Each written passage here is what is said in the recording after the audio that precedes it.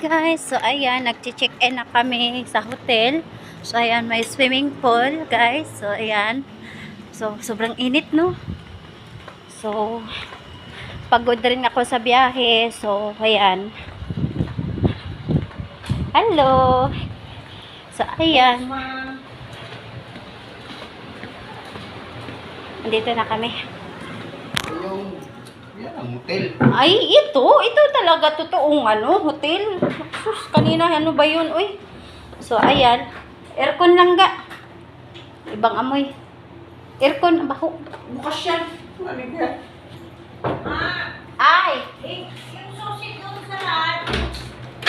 Iniwan nyo doon? Nandun sa kandado. Ah,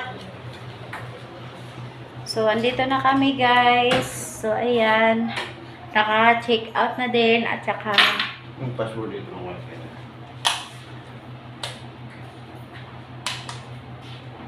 so, ayan, guys. Pagod kami sa biyahe. At saka, galing kami sa school. So, ayan. Sakit ng ulo ko.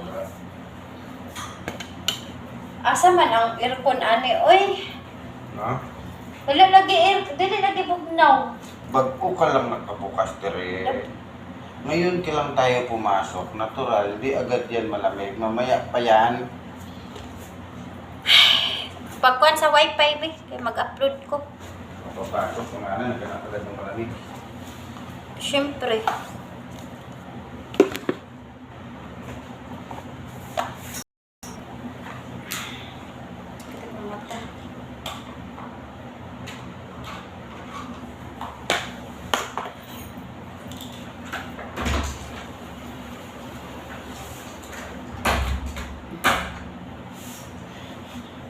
So, ayan guys. Kanina doon, mamayang gabi, makaligo ako ng swimming pool mamaya kasi sobrang init at magpapahinga lang muna kami kasi may lalakarin pa kami mamaya